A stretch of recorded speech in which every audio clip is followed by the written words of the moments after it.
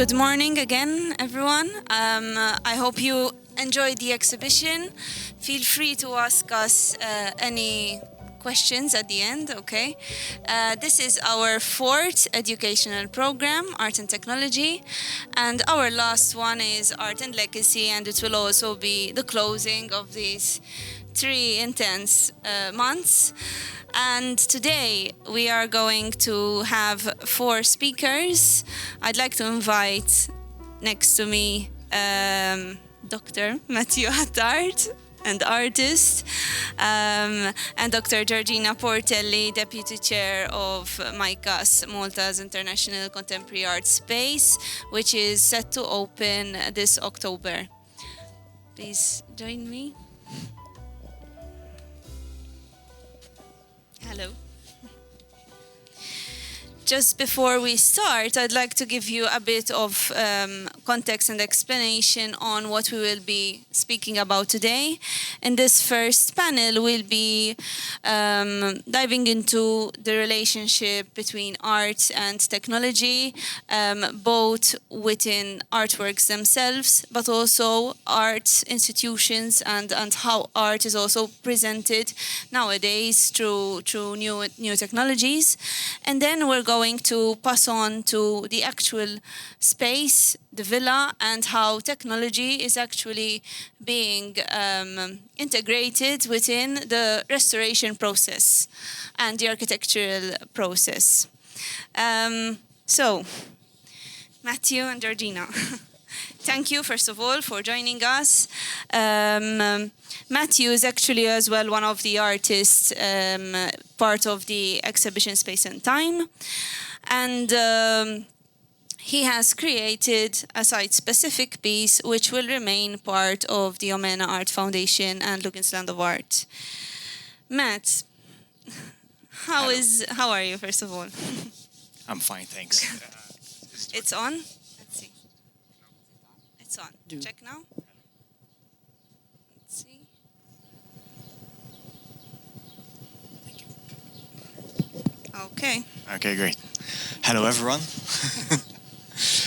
I'm fine, thanks.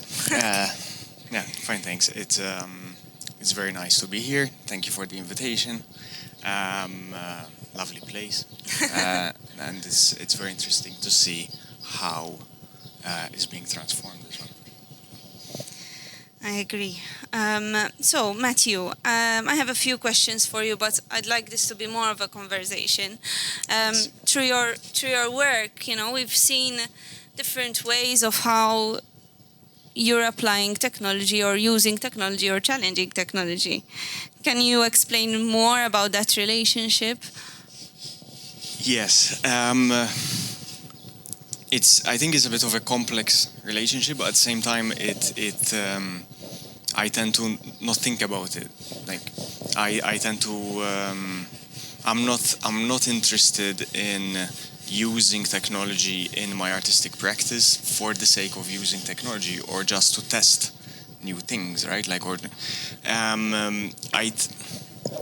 like to, I'm more interested in how I can work with the technology other than what the technology actually does, right? Which is paradoxical, but that is the starting point, and then I do go into, right? Like, I hope you're agreeing. Right. No, okay. It's a tool, right? It is a tool, yes. You don't really quite need to think of what the tool does. You just use it. You let it do its own thing, right? But then there's a moment where you overturn it, and I try to tap into those aspects of it.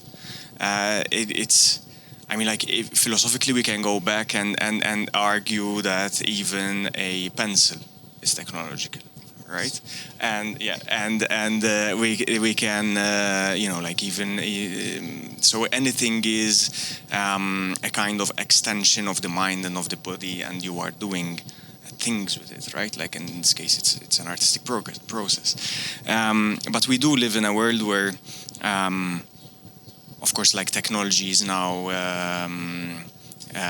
everywhere. And like anything we do is on a mundane basis is or dictated, or is the product, or like it's part of some kind of technological process. So and then myself, as my artistic practice, it revolves around the idea of drawing, or the act of drawing, other than the idea. So I try to see and find ways how to tap into that act of drawing via technological means.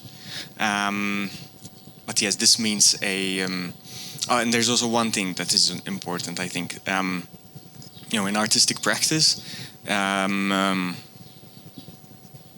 you can misuse the equipment for the process itself, and I think there's a moment where again, like, you're not thinking about it, but you see what that technological result is giving you, and you move on from there, right? Like, and this constant via of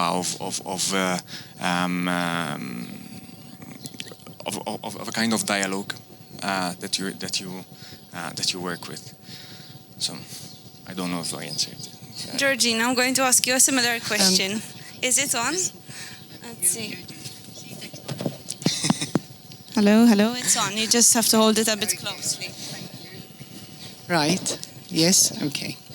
Okay, so I mean, technology has been part of our lives for many years. Now it seems like it's like more present, let's call it. And like, how would you describe this evolving relationship between art, contemporary art, artists, the way they're researching, the way they're investigating technology? How would you explain it, or how would you see it evolve? I think, first of all, we have to say, I mean, the relationship with technology is not a new phenomenon. Yes, exactly. I mean, throughout the ages, any new breakthrough in technology will shape society and will shape culture.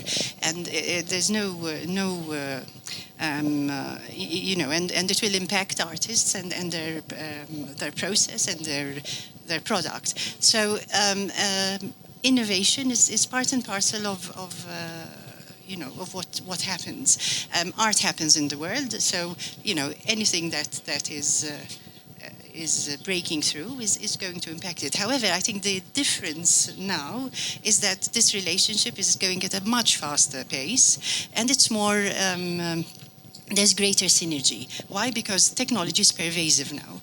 I mean, it's from the most mundane thing, like putting on, switching on your washing machine, to whatever. I mean, it's everywhere. So I think that's the difference. How artists react to that, and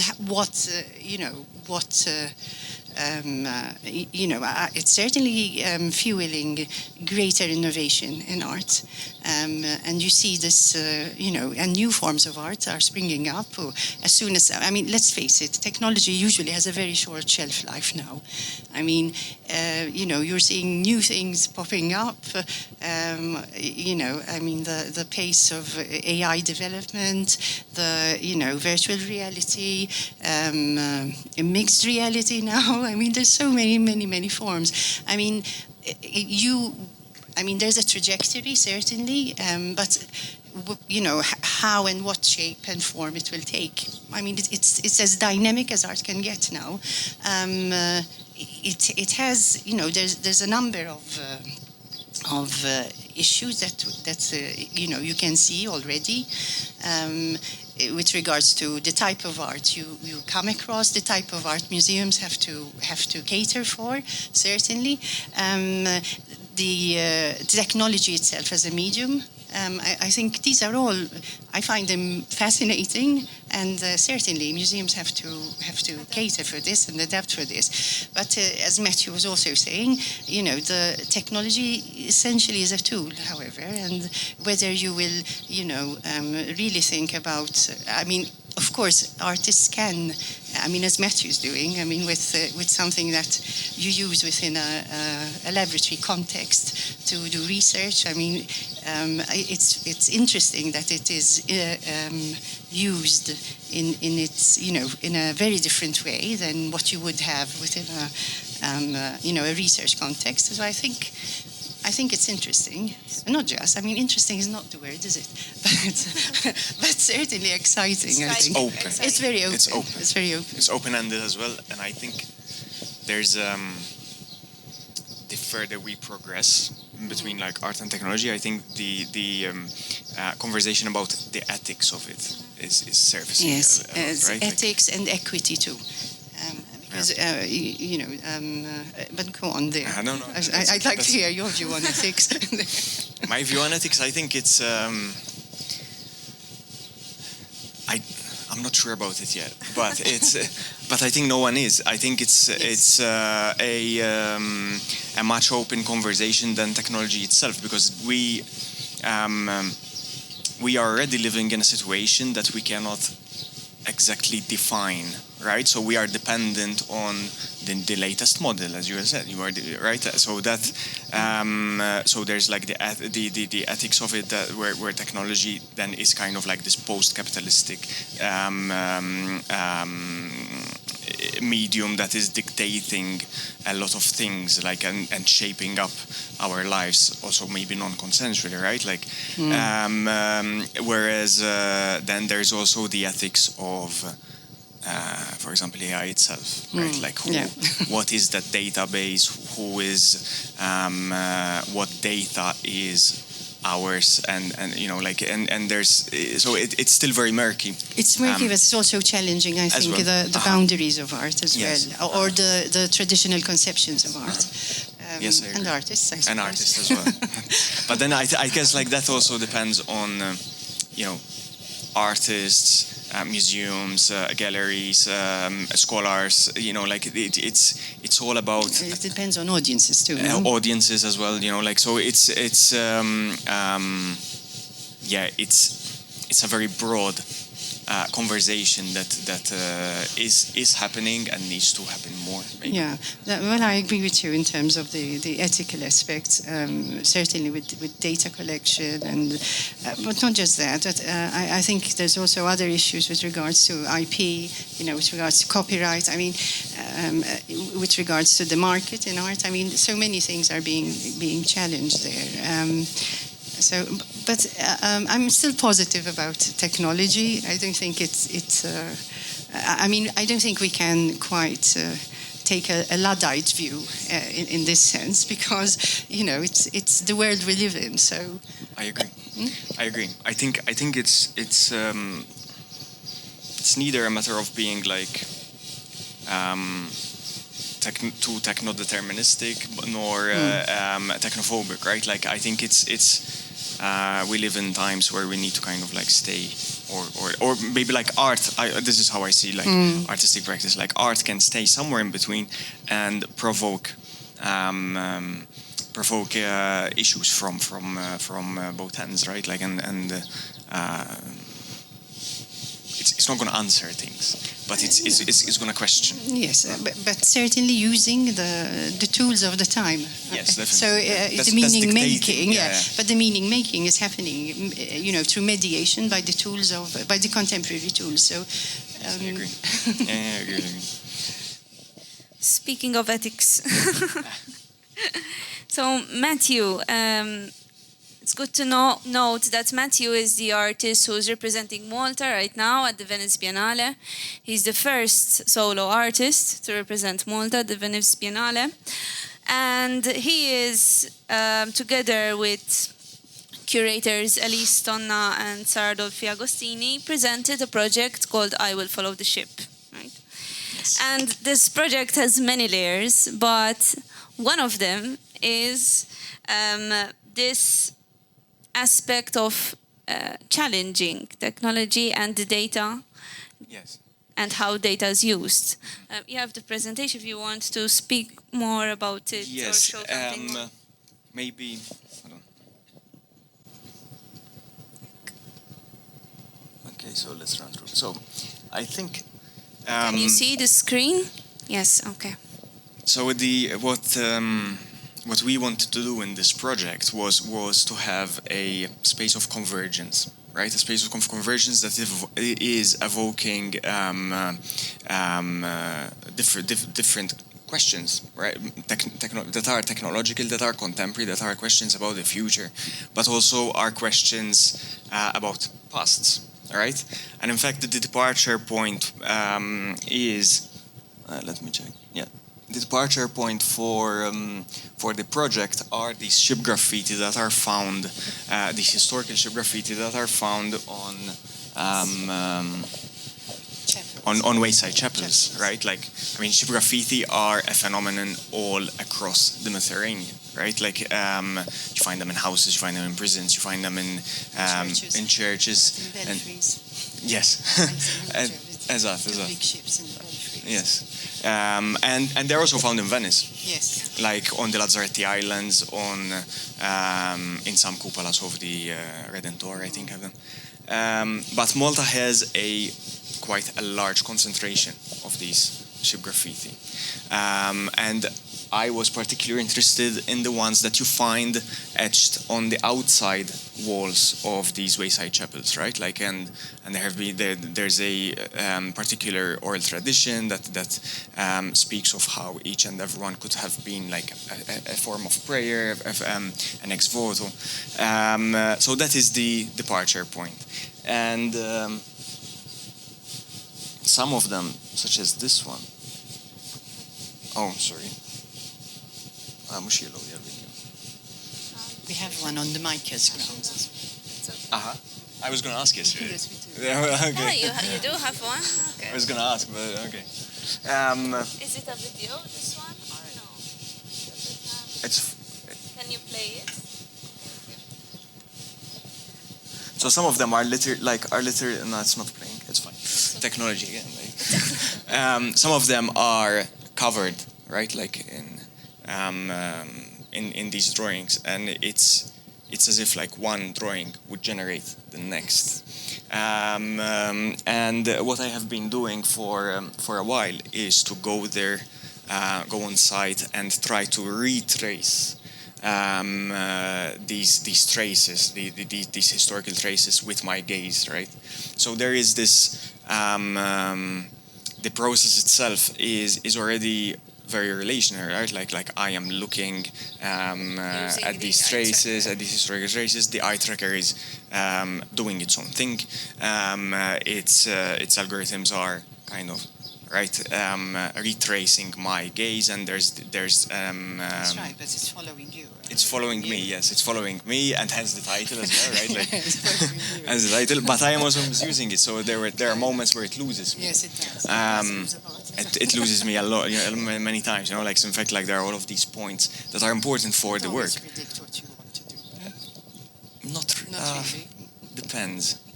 I think when I'm very careful, yes, I can predict it, but I don't like it. So I like I like to work with a kind of like surprise in element, right? I'm okay with working with the unknowns of it as well. So the eye tracker does not draw, essentially. Like it's creating this data set that I then regenerate in turn. And so again, like there is this process of the reinterpretation of the data set as a digital drawing. I'll just go back a bit. So this is how the project starts. It's this reinterpretation of a historical wall, but it's not just speaking of the past, right? Like it's presenting us with this reinterpretation, and then within the pavilion. Those are some close-ups. Within the pavilion, then this technological space is formed. So it's also a pavilion made up of walls, right? Like so, there is the tangible wall, that is built up of stone and redrawn stone. But within the space, again, we have the LED walls. and the LED walls are two LED walls are putting the viewer at the center of the process of seeing, looking, and drawing, right? Like, and all of this interpretation, and the main video then is this generative, ongoing video piece that seeks to form and create new ships and new drawings of these ships. And they're like, for example, in the case like the database is all mine, like both the database of my gaze as a form of drawing, but also the images of the sea, the footage of the sea, right? That I took, like, going around the islands, and kind of like I wanted different types of lighting, different perspectives of the sea itself, right? Like, and each frame that merges into the next frame is creating new coordinates, new points, and those are in influencing the development, the ongoing development of the drawings. How does this process tackle this question about data and how our data is used? I think I was more interested in questioning it other than actually tackling it. Like, I don't have an answer for it, right? Like, I just did this in this way, and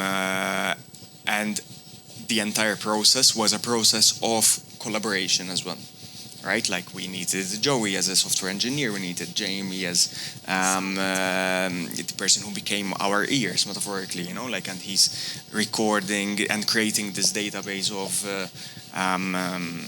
audio pieces. So yes, I think it's experiential. So it's also I mean, over here, like, it's very, of course, like, it's very difficult to see this from imagery, but it's all about this space, this contemplative space that the works create whilst they are working together, and there, you know, like, questions start to spark, and of course, like, cultural backgrounds will prompt and evoke different questioning, and this, I was very happy about this, because people started discussing the work, you know, like, people who did not know each other, like, they were discussing the work together in whilst on site, and I think, like, that's very rich, and yes. I think this element of it being generative and the data you're feeding it is almost generating something different every time is the part that's... Yes, and this is interesting also because it is generative, so there is, of course, like, there's automation in it, but you can control it. Like, and it always goes back to this aspect that, yes, you are working with the surprise the technology is giving you, but then there were moments where I told Joey, for example, I think we should need to degrease this, and you just play around with the code, and so that is an interesting aspect, that technology is not foreign, right? Like, it's still us in a way, another scenario is how maybe, like, it is a flexible medium. So over there, it is presented as such because of the project and because of the site and because of where the exhibition is being held and so on and so forth. And there's, like, all of this curatorial aspect that influences this presentation.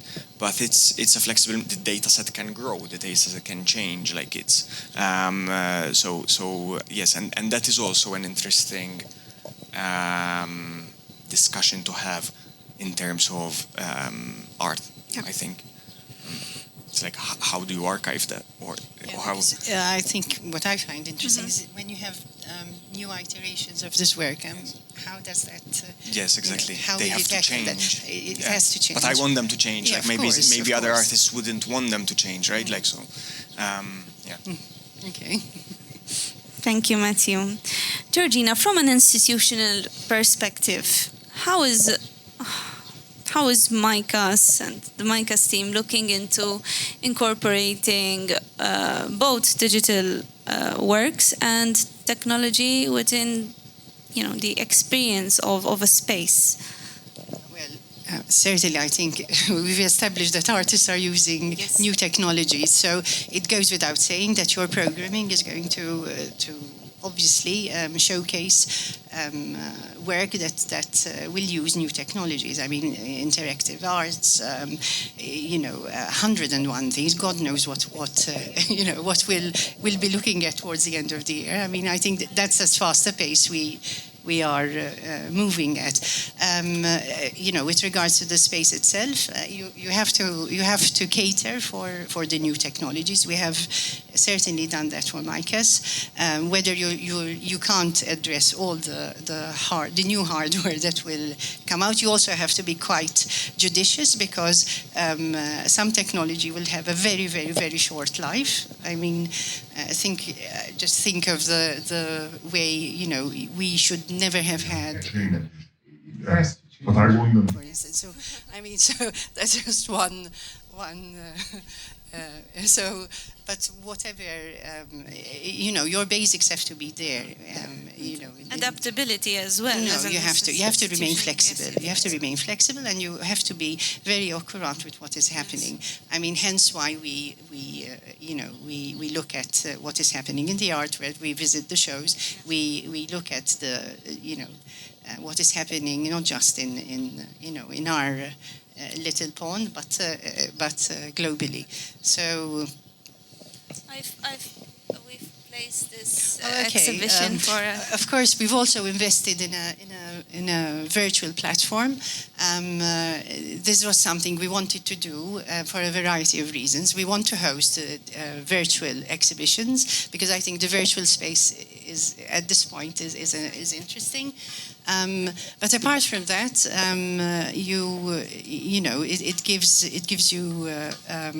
it gives your program more flexibility. This is certainly a strand we want to develop, and we are looking at developing this quite strongly. The other reason why we wanted to invest in a virtual space is to have this as a good curatorial tool. Why? Because the virtual galleries are a real simulation of real. That's a real simulation of the real. That's a paradox. They're a simulation of the physical galleries themselves. So we've already tried this with the exhibition we launched between Sea and Land in last year, and the idea was to pilot this and see how curators will react to being able to actually envisage the space, and not just, but more concretely place art within, and it worked very well. So and artists could view how their work would be showing. They had their own ideas. They were working with the technical. For art, so we're very happy with the outcome. It's still, of course, we're working with the developers, because you constantly have to look at, the type of art you want to present. So it requires a lot of hours. So. If the eventual product looks good, however, you want to improve.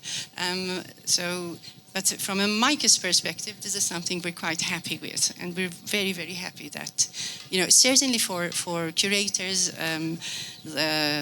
exhibition designers, exhibition managers. I mean, this is a tool that certainly will make life a bit more exciting, I think. Not just easier, but exciting. And for artists too.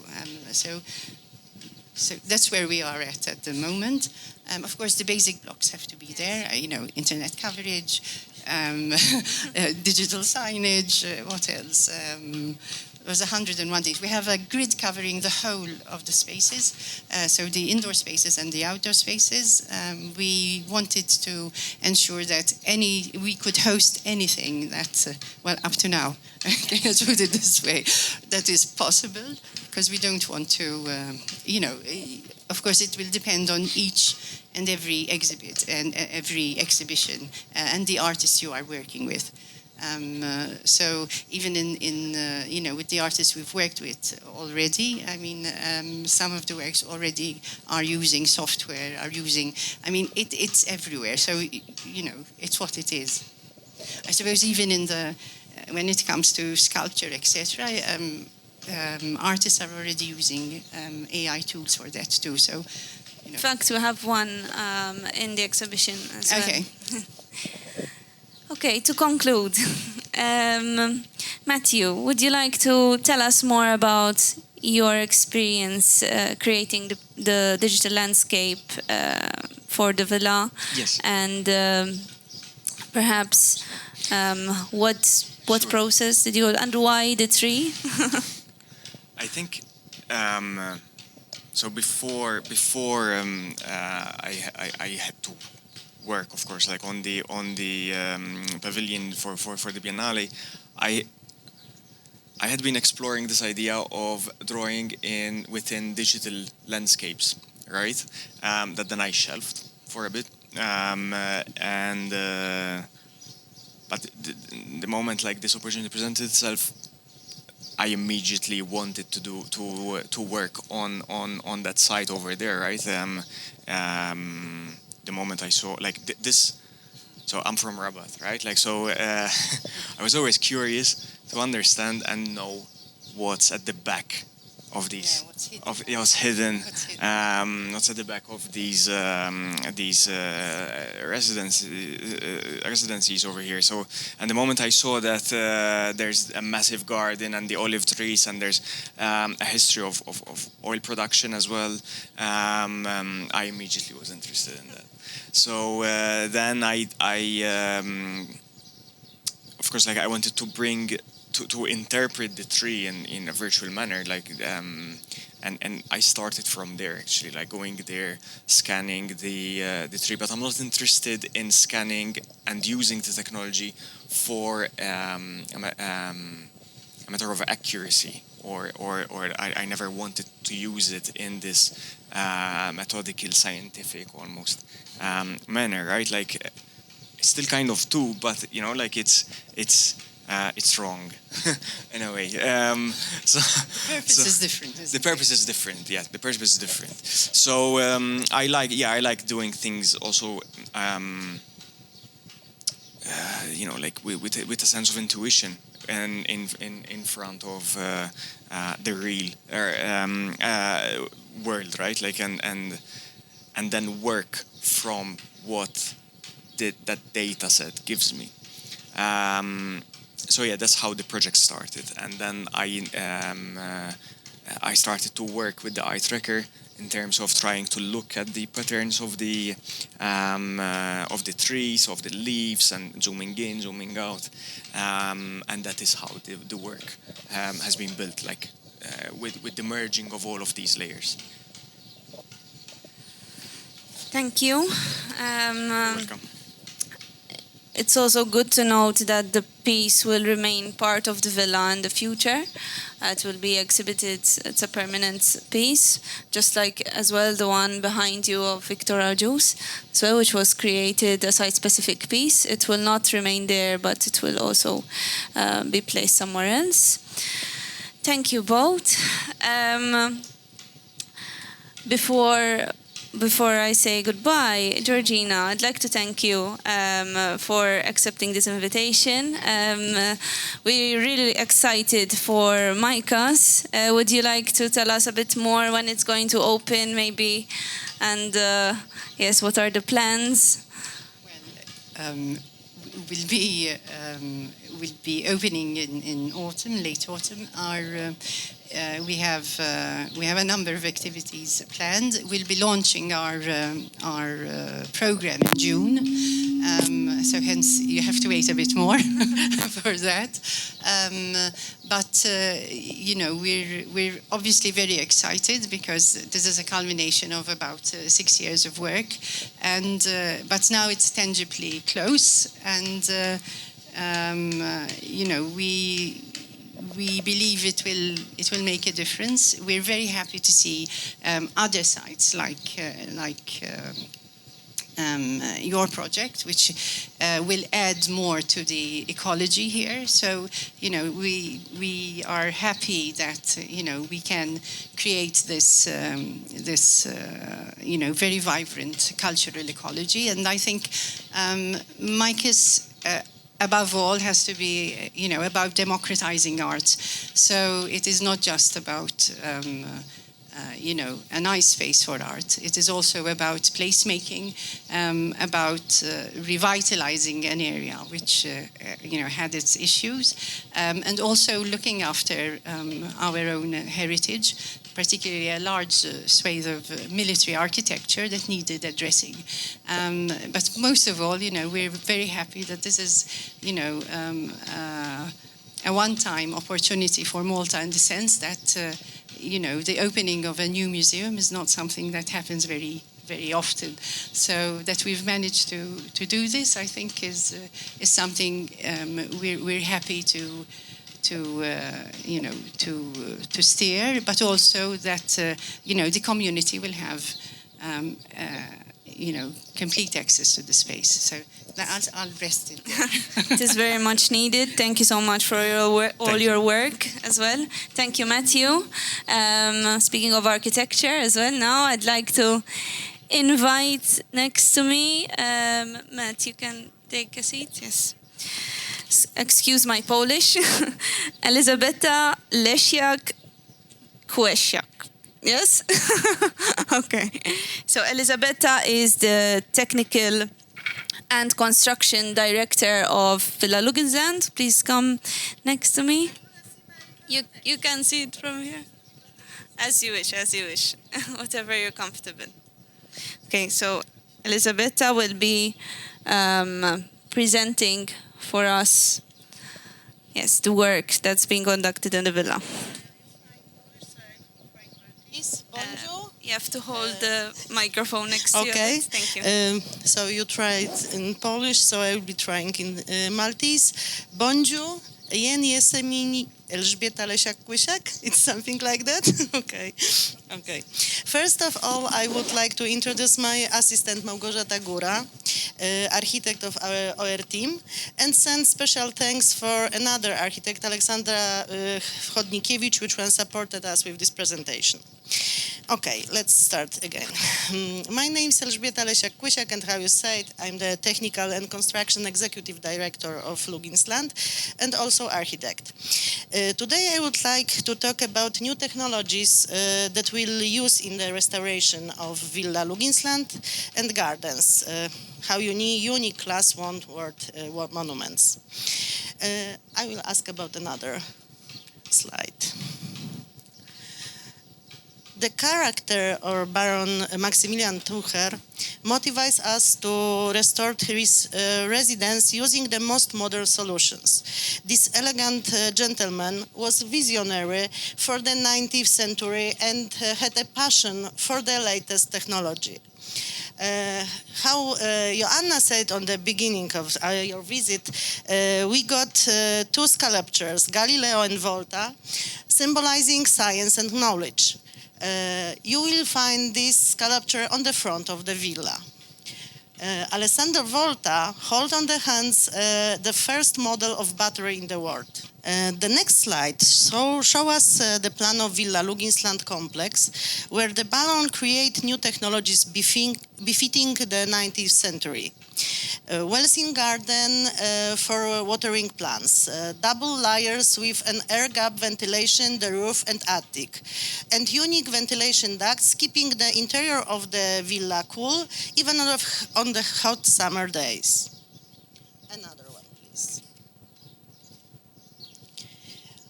Okay.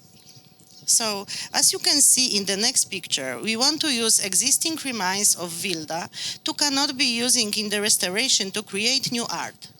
Idea was to give them the new life in the modern context. Eco art is a new but very interesting field of art.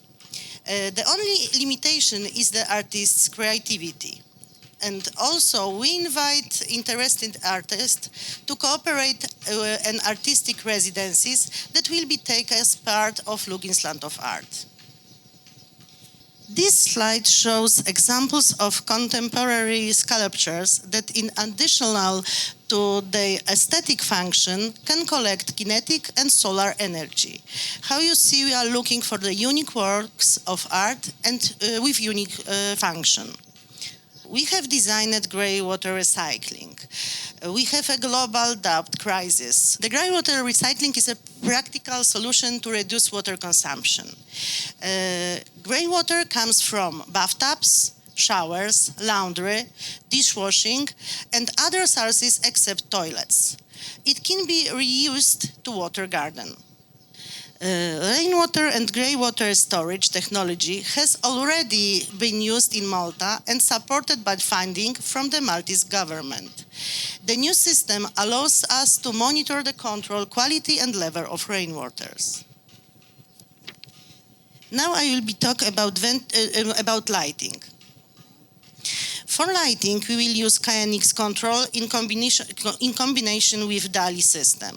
LED light sources reduce energy consumption, but at the same time do not affect works of art and frescoes. Modern lighting control will give us the following benefits: precision control, energy saving, personalization, and protection of our work of art. Another topic that will be ventilation, heating, and cooling. The next slide shows one of the visualization of the villa's interior. In the villa's building, we will use ventilation and air conditioning hybrid system. External units process chilled water and internal units distribute cold gas. We do this to minimize the cross-section of pipes in the facility. And this minimizes the number of the new holes in the walls and the floors and not to cover the wall painting. The ventilation holes will be located in the floor. For the heating, we will be using unique project. This is the carpet. The solution developed by the historical director of LuginsLand and my friend Dominika Rostocka. Carpet is not only fast and effective, but also benefits us restful sleep, muscles repair, and pain relief. Next slide, please. Windows. After consultation with the conservator, we will replace the windows with the new ones to better energy parameters, similar to original. We plan to use antique glass, a copy of the hinges in exactly the same colors. We add dubbing glazing, internet anti-thief, and RFID sensor to reduce energy consumption and increase security. Can I ask about? Thank you. I hope that will be interesting for wine lovers. Wine monitoring system using a special application and dedicated stickers under the bottle because we want to plan to catalog wine. The system will allow, for example, to display basic information after placing a bottle on the table. Number of bottles, age, type of grapes, and location of the shelves. System will be control temperature and humidity. The next two slides presents two technologies that will be used in the gardens. We will use EcoMat with the PLD ESD irrigation system. This eco-nanotechnology retains a large amount of water into the roots, but also serves essential food and water for bees. Second one, hydrogel. Hydrogel is a new technology based on potassium carbonate. Research shows that the use of the hydrogel technology reduces water consumption with water saving ranging from 50 to 70%. Okay. Vilna's security system is a difficult topic too. We are currently analyzing the use of drones to protect villa area. The drone files up after waking up and can follow the burglar, record his actions, and signal the location. We will probably use the system of LiDAR too. This is lasers that very precisely mark the boundaries of defended area and limit their number and size compared to classic motion detectors. Malta has 300 sunny days a year, not today. It would be remiss if we don't try to reduce electricity consumption by using photovoltaica. But no one can imagine ordinary black panels in such a beautiful and unique building like ours. I would like to introduce our partners, ML System, which produces extremely effective but very elegant glass photovoltaics panel, which they will now tell you about. Grazie. Wow, thank you. I don't want to be the burglar. Thank you so much. I'd like to invite, just as Elżbieta said, Adrian, Krół and Sabina, Kozieł, sales and marketing team from ML Systems. Thank you. Hi. I think the mic here? Yes, good. Okay. It's on? 1, 2, 3, 1, 2, 3, yes. Good. Okay. Hello. Okay, great. Here we are. Hello, I'm very happy that we can be here together with you. Today we're together with my great colleague Sabina, who is responsible for sales in our company. I'm very happy to be responsible for marketing.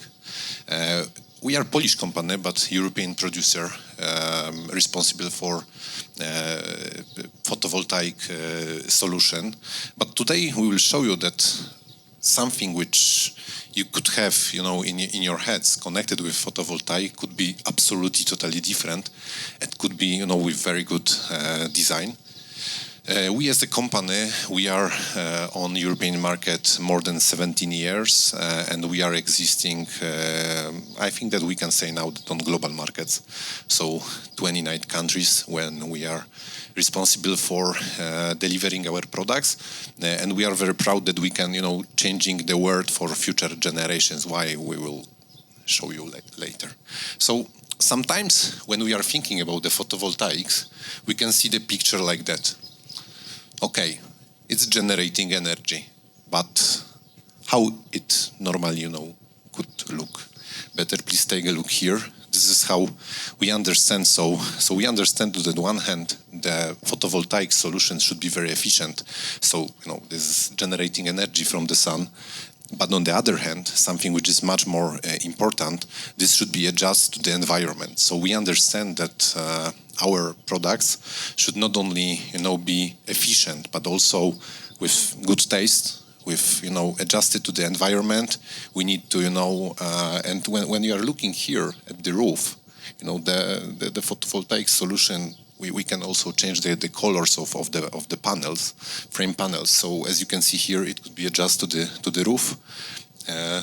Then, if you would like to put the installation on the grass, it could be in green color. So also adjust to the environment. But special features we prepared directly to the historic buildings. So the place like here, because we understand that on one hand, European Union is also changing the law. So in the future, we would like to be very close to the zero net. So we understand that in the future, according to the energy, so by 2028, all new buildings in the European Union should be with photovoltaic solution. But public buildings, but and all government areas. But by 2030, all new buildings, also the private ones. So we understand that we need to, follow the world is changing, but according to the climate, which is absolutely important, we need to invest a lot of time. That's why our company is thinking how to do this, efficiently. And as you can see here, this is also very historic. The building this is the realization from Poland. But as you can see, we can put some painting on that. Yeah, but it's still generating energy. But few years ago, we started thinking, okay, so the classic photovoltaic solution is something interesting, but let's think how to do or prepare the material which will look like a typical building material dedicated to the facades, to the roof tiles, but which will look like the normal building material, and on the other hand, will generate the energy. And that's why we created like a totally new field of the products called BIPV, so Building Integrated Photovoltaic Panels, which got two functions. So on one hand, this is one product, one installation, and two functions. So using that kind of the product, as you can see here, I will give you some few examples. This is like they are like. Can I give it to you, or maybe I will give you one examples. I will give you from the other side. Yes, so one. I will take only so. Yeah. This is a few samples of the material. It's made of glass, but you can replace the all building materials what you have usually on your building site. So you can replace the stone, you can replace the roof tile, you can replace some kind of aluco bonds. All the material that you've got and make some design for you on the building now can be replaced by BIPV panels. So it can make energy for you at the same time. And what is important, as you can see here, we are trying to do everything so that these materials, when the user is standing in front of that, will think that this is like a wood, brick, stone, granite, concrete. We are still working on that product, so probably in the future we'll have more colors. But as you can see, the photo. This is our new factory in Poland, which we are now we will have additional 20,000 square meters with the production of this new building integrated photovoltaic products. But as you can see, if you are standing in front of that building, you will do not say that this is like not building material, like normal facade, but this is the facade, and you've got also one of the sample is made from the same material as our new factory, and this is the future, and we really believe that in the future whole building, roof, facades will generate energy, and I think that future is starting today, and we really believe in that, and that's why we would like to show you the proposal prepared for directly that place. So this is. So we understand that in each country, the specification dedicated for the buildings are totally different. So we understand that the Malta market is also very specific due to the no typical roofs like on the another European market. That's why we decided to use this panel, put in on the top of the building, and it will generate energy. There are two examples. One example on the left without any cover panel. Second example like with the cover panel. But what is very good, it will have like a very similar color to the normal building. And the second thing, it will generating energy. And as you can see here is a type of the construction. But what is very important, those small elements which you can see on the samples, looks like a normal building material, and this is I think this is on the future for all the world. If you would like to be energy efficient, and here you can see the plan of that place when we will put our installation, which will be generating energy. So we are still working on that. So today we had good, short discussion. What about colors? How we will, assemble this. But I think that this is the future, and I really believe that that kind of the solution will be replacing, the classic panels. Of course, they will not disappear on the market for sure. But we understand that that this is the future, and if you would like also to give the places like there, that they will do not, kill the feeling of that place.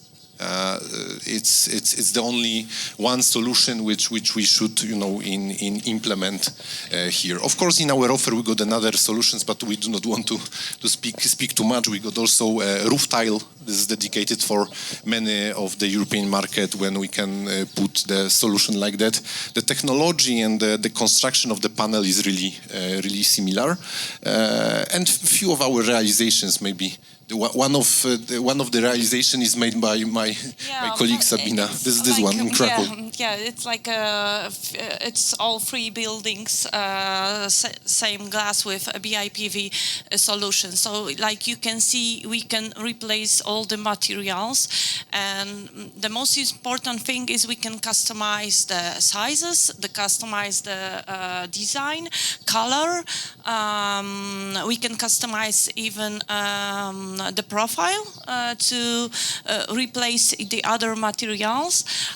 All the project, it doesn't matter is it a new project or we replace the old material, we can prepare something special for you. So it means that you don't have no border with your project. You can use wherever you want, and I'm sure that we will find a solution for your buildings. Few over here, like you can see the skylights. We've got over here facade, the ventilated facade as well. Some roof tiles over there as well. Of course, the normal like triple glazing and double glazing window we've got as well. The important thing is as well that our material are safe, so you can use it, and we've got a lot of certification. In whole Europe, you can use it. So I think on the end, we've got some certification, what we've got for all material. So we develop all technology for you. And I think that this is the most important thing in this some of the new projects which we are still working on, Apple headquarter, not headquarter, but the one of the office in Ireland, bank headquarter in Milan, Italy. So we are fighting. We are trying, to be innovative, and we really believe that all of us, we are trying to change the world for future generations. So thank you so much. Thank you. Thank you. Wow, very interesting. Thank you. I'd like to invite again all the speakers. I hope we fit. Matthew, Elżbieta, where are you? Alicia? Can we have another chair, please? Or I don't think we fit. Do we fit? No, I think we fit. Okay, are you too squished? Okay. Elżbieta. Thank you, all of you. We've touched about the relationship of technology and art and architecture, sustainability, and all the positive and interesting discoveries. So I will leave it up to you if you'd like to ask any questions to our speakers today. Please don't be shy. Raise your hand and Alicia will give you a mic. Is there another mic here? Can you give it to Alicia, please? Thank you. Yes. Here, Alicia. Go here.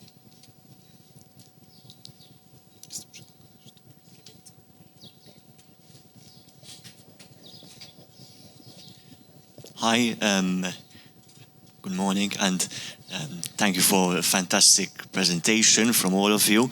I had two questions, one for Matthew and one from the marketing team from ML Systems. Matthew, I wanted to ask for your for the Biennale. Obviously, you've titled it "I Will Follow the Ship," and you're looking at lots of ship graffiti locally and in Venice.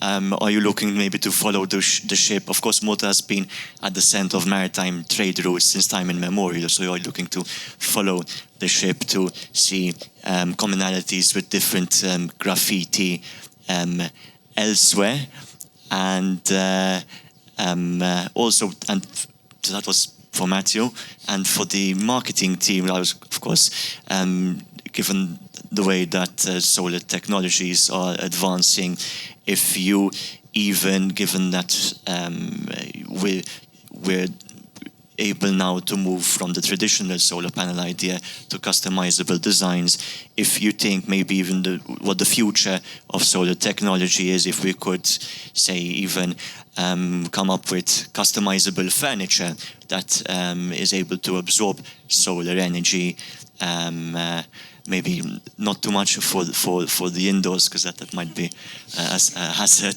to people, but maybe for decking, not just decking, but outdoor furniture, and if you had other plans or other streams you're looking into. Thank you. Thank you for the question. That's a very interesting one, and yes, even for the Biennale itself, we talked and collaborated with the Malta Ship Graffiti. So they were telling us how they are trying to map different graffiti that look similar and maybe might have been done by the same hand, right?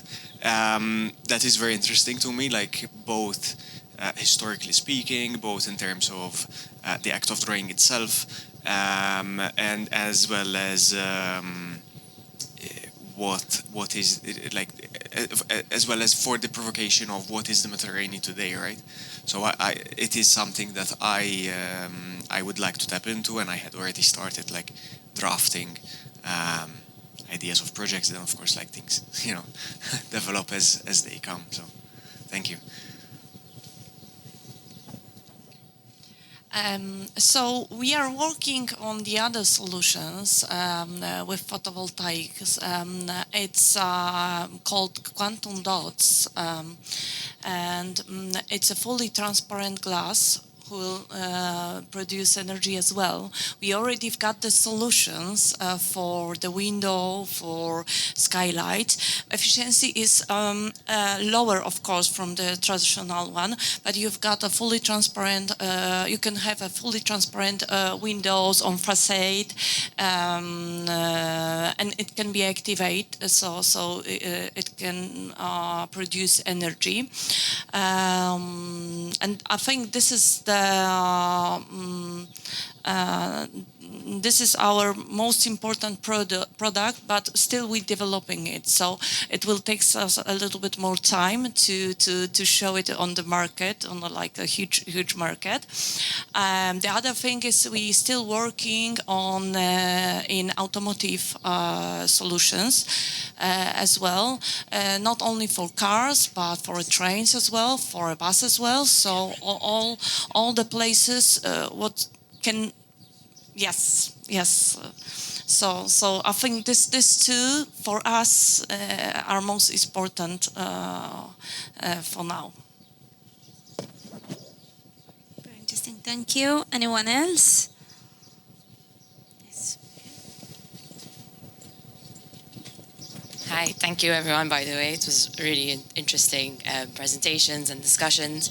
My question, or just kind of something for Matthew as well, is regarding the brief, the CS theme of the Biennale as well. There are foreigners everywhere, and maybe if you could elaborate a bit on how that was also your starting point and how that correlates with these traces that have been left on the island. Yes. I'm going to be honest with you. We submitted our project before Pedrosa had announced the actual title, but the team was kind of, you could kind of predict a sense of direction. so then we were also like very happy that we fit perfectly within.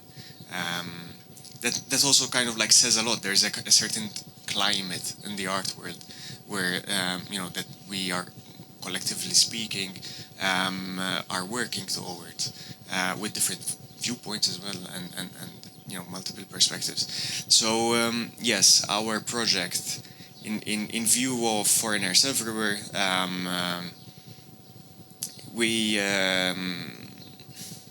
we kind of like talk and show and open up about how essentially we are all traveling foreigners, right? Like, and this country as a the history kind of like narrates that, and it was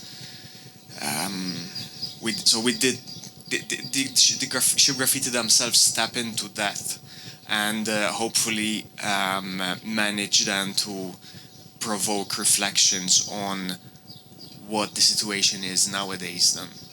And I could see this, like even viewers themselves started to talk about this, like the moment you show an image of the Mediterranean, that's going to evoke a lot of different things, right? Like, and it's going to influence the perception of the work. So what I hope is that the I Will Follow the Ship it will not just be an exhibition that you kind of like see, but hopefully that you also like carry with you, and then and think about, like I want the work to grow in this sense as well. It can definitely provokes a lot of questions. And Yes. We can see how it can grow. Yes, intentionally as well. Like it's yes. Thank you.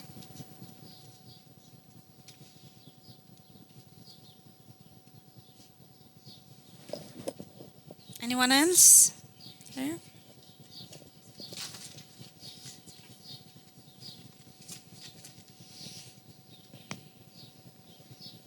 Hello, I have question for MLS team about this new modern innovative panels. How long is the lifespan of them? Is it similar to traditional technology? Yes, because we made it of glass, so the guarantee is about 20 years, so it's similar to the traditional panels. But they are able to produce efficiently energy for that long time, or at this time they will be like over 95%, yes, of efficiency. After 20 years, it doesn't mean that after 20 years they are switched on off. Yeah, it just means that the efficiency can be a little bit lower. It's like for traditional photovoltaic panels. Okay, thank you.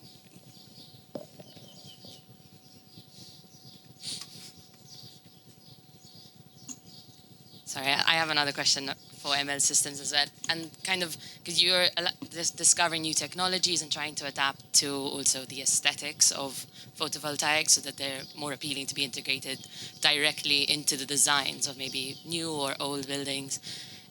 But my question follows on the lifespan and like the end use and kind of the materials being used, and if you're also developing technologies for the end use of when you have to replace these systems, because I know that's a huge conversation being had about photovoltaics in general, that they waste a lot of energy to build and then kind of are just thrown away after. So it's like they are not ending their lives after 20 years, yes?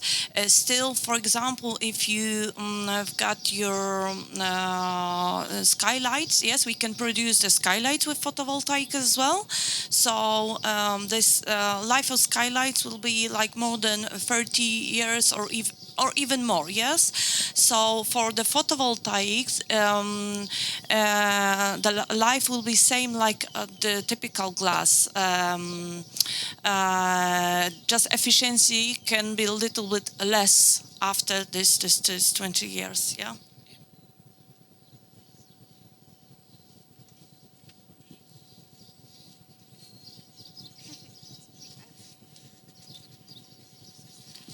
Hi. Sorry, I'm going to bother with one last question, otherwise I'll keep asking questions. For the architects on the project, you mentioned some very interesting technologies that ought to be introduced in the villa. And Matthew, in his presentation, talked about, and I was struck by the term technophobia, that we get maybe phobic about instilling new technologies, and that is good to exploit the potential of new technologies. But I also want to feel that maybe sometimes we are losing touch with the reality of old technologies. I wanted to ask maybe if you were inspired, for example, with the architectural technologies that exist in Malta, like, say, traditional wooden balconies, the mushrabia, if there are underground systems, making use of the geography of the area, and how you kind of fused that into the proposal and the considerations made. Thank you.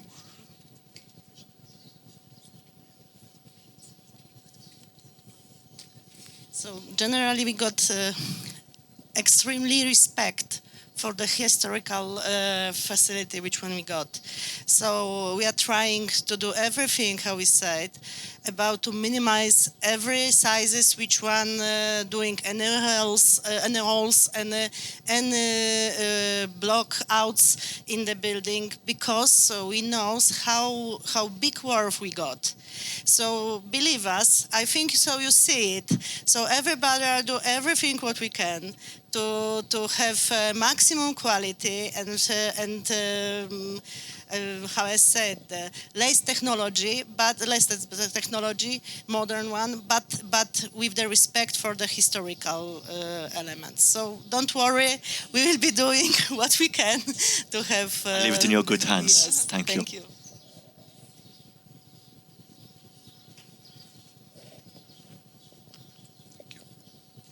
First of all, thank you for your presentations. They were really interesting.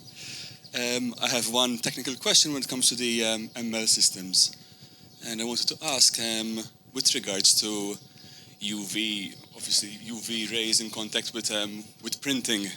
I have like this consideration to see like how, and apart from that, like the fact that it's like when it comes to installing in different climates, that do you actually install already? Yeah, we've got this solution in the whole world, exactly. We've got in such a, like, no obviously places like Sweden, Netherlands. We've got a lot of course, in Poland we've got as well. If you're asking about UV and a print on it, yeah, so we use ceramic print. So it's typical print for glass solutions. We use it more than now, I can say 10 years, and we've got like a special laboratory that we check what's going on with this print, especially because our print is not, you can see on the sample, this printing, it depends on the sample, is a little bit different. And we check it in laboratory because we need to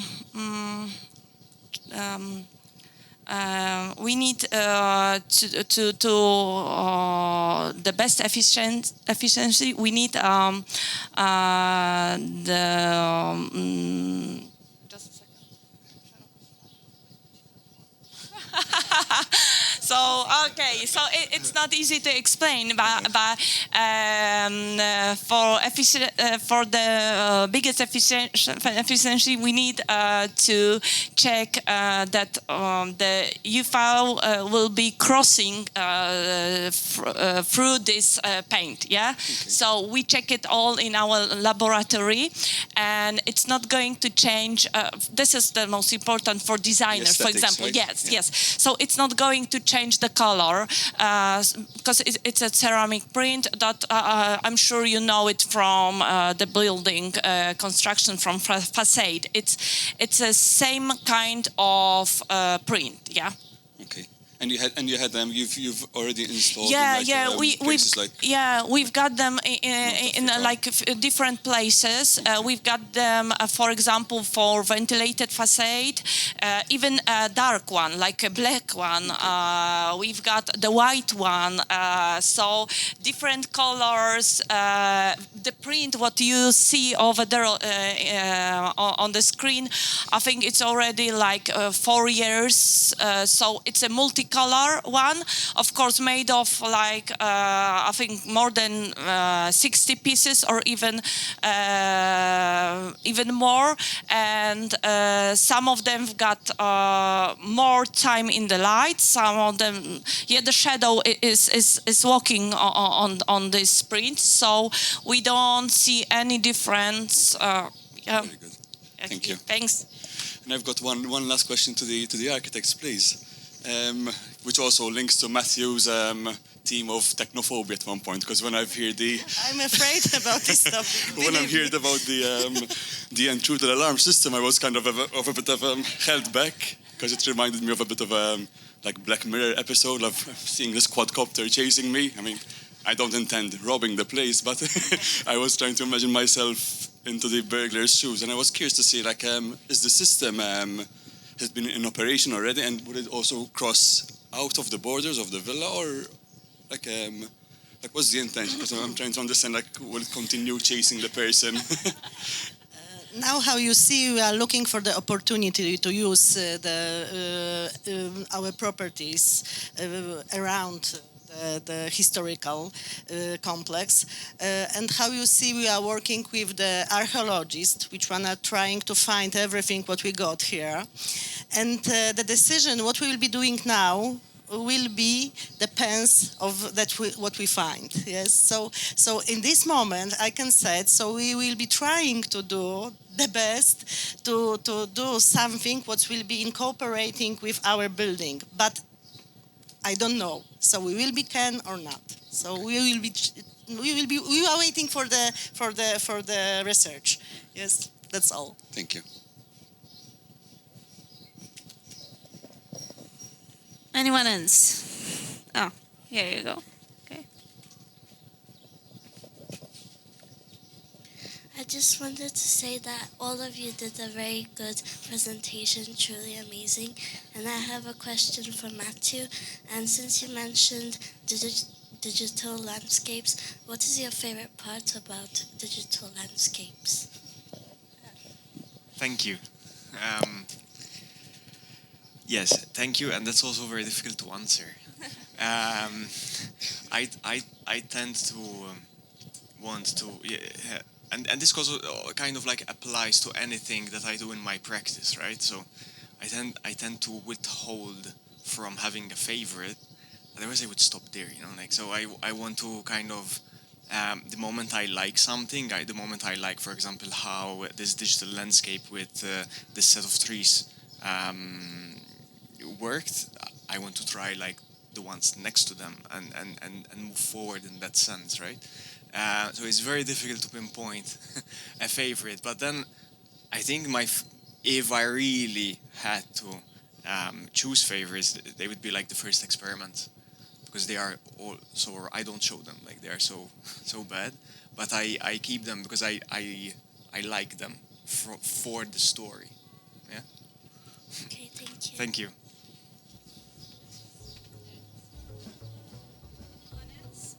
My mic is off. Okay, it's okay. Anyone else? No? Okay. I think we can conclude. Thank you again, everyone. I know it's very hot, so please go and refresh yourself. Thank you for joining us. I also see some familiar faces here who've already been to our educational program. We have our last event on the 31st. It's a Friday, and it will be in the evening. It's at 4. I urge you to invite your friends and come and visit us again. The villa will now close for restoration, and I think it was a very important and opportunity that the foundation provided the public to experience the space, and I think that would be that it has been really engaging on seeing how the audience is interacting with the space, and also it leaves a memory for us. In fact, we are documenting everything. The process, the restoration, the talks, the exhibition, we're documenting everything because this is part of the process of the completion of the villa, and not just of the villa, but the concept that it is representing to preserve the legacy of the space through art and architecture. Okay, so thank you so much.